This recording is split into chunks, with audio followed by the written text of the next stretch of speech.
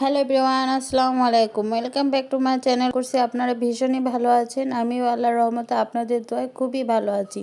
আজকে আমি নতুন একটি রেসিপি নিয়ে হাজির হয়েছি। রেসিপিটা হলো মাত্র একটি ডিম দিয়ে ক্যারামেল পুডিং। যাদের পুডিংটি পারফেক্টলি হয় না, এভাবে বানালে ইনশাল্লাহ পুডিং একবারে পারফেক্ট হবে। চলুন তাহলে কথা না বাড়িয়ে মূল রেসিপিতে চলে যাচ্ছি। চুলায় আমি একটি প্যান বসিয়ে দিয়েছি। এখানে দিয়ে দিচ্ছি 3 টেবিল চামচ পরিমাণ চিনি। 3 টেবিল চামচ চিনির জন্য আমি এখানে দিয়ে দিচ্ছি 2 টেবিল চামচ পরিমাণ পানি। ননস্টিকের প্যানে ক্যারামেল বানাতে গেলে পানি না দিলেও চলে, কিন্তু আমার কাছে পানিটা দিলে ক্যারামেলের কালারটা সুন্দর আসে, সেজন্য আমি পানিটা দিয়ে দিয়েছি। ক্যারামেলের সাইড দিয়ে যখন একটু কালার চলে আসবে তখন আমি একটু নাড়াচাড়া করে ক্যারামেলটা বানিয়ে নেব। এতে সব সাইডে একই রকম কালার হবে আর ক্যারামেলের কালারটা খুবই সুন্দর হবে।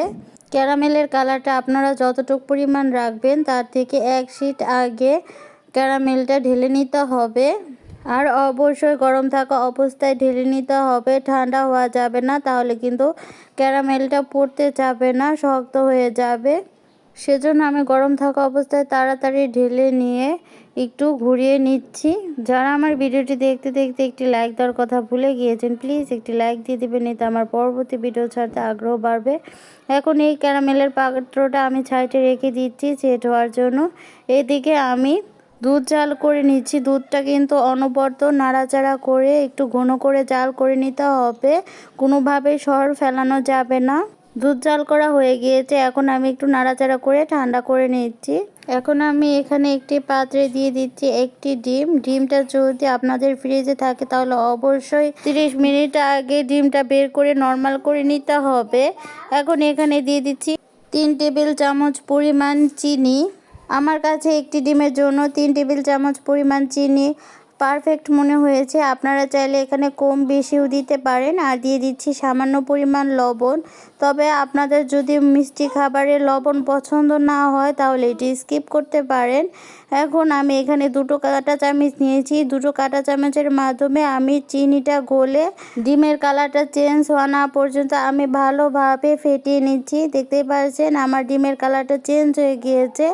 এ পর্যায়ে আমি এখানে দিয়ে দিচ্ছি ভ্যানিলা এসেন্স। তবে আপনাদের হাতের কাছে যদি ভ্যানিলা এসেন্সটা না থাকে আপনারা এখানে এলাচ গুঁড়োও দিতে পারেন।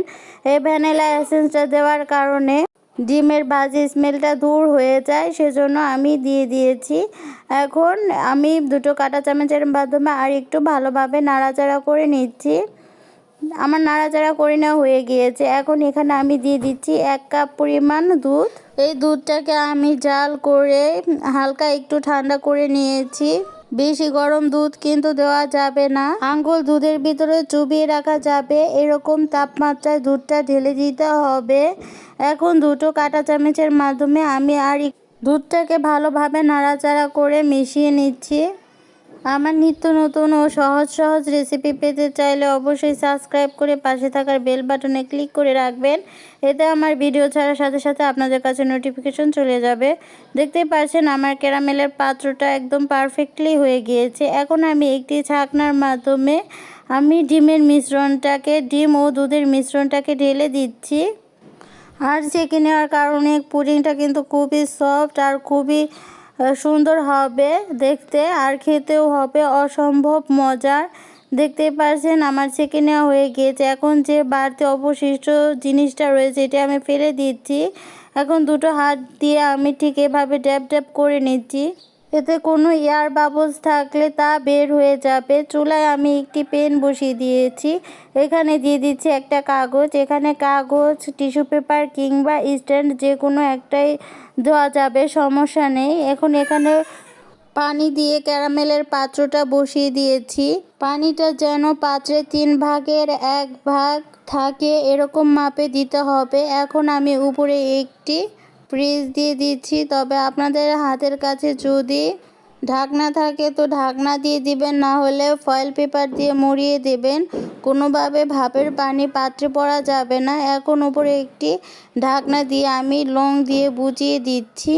পানির বলক আসার আগ পর্যন্ত হাই ফ্লেমে, আর বলক চলে আসার পর লো ফ্লেমে 30 মিনিট কুক করে নিতে হবে। আমি চলে আসলাম মোট 40 মিনিট পর। একটি কাঠির মাধ্যমে আমি চেক করে নিচ্ছি। দেখতে পাচ্ছেন কাঠিটা কিন্তু একদম ক্লিন বের হয়েছে, এর মানে এটি একদম পারফেক্টলি হয়ে গিয়েছে। এখন আপনারা এটিকে ফ্রিজে ঠান্ডা হওয়ার জন্য কিছুক্ষণ রাখতে পারেন। যেহেতু আমার বাচ্চারা আমার ফ্রিজে রাখার সময় দিবে না, সেজন্য আমি একটি নাইফের মাধ্যমে ছাড়িয়ে আপনাদেরকে ডিমোল্ড করে দেখাচ্ছি। দেখতেই পাচ্ছেন কতটা সুন্দর হয়েছে, মাশাআল্লাহ। খেতেও কিন্তু অসম্ভব মজার হয়েছিল, মুখে দিলেই একদম মিলিয়ে যাবে। আশা করছি আজকের পর থেকে আপনারাই বাড়িতে বানিয়ে ফেলতে পারবেন এরকম দারুণ স্বাদের পুডিং। বাইরে থেকে আর খেতে হবে না। আমার ভিডিওটি যদি ভালো লেগে থাকে অবশ্যই ফ্রেন্ড এবং ফ্যামিলির সাথে শেয়ার করতে পারেন। আর রেসিপিটি বাসায় বানিয়ে কমেন্টের মাধ্যমে জানাতে পারেন যে আপনাদের কীরকম হয়েছে। আজকের মতো এ পর্যন্তই। আপনারা সবাই ভালো থাকবেন, সুস্থ থাকবেন, সবাই সবার জন্য দোয়া করবেন। আল্লাহ হাফেজ, আসসালামু আলাইকুম।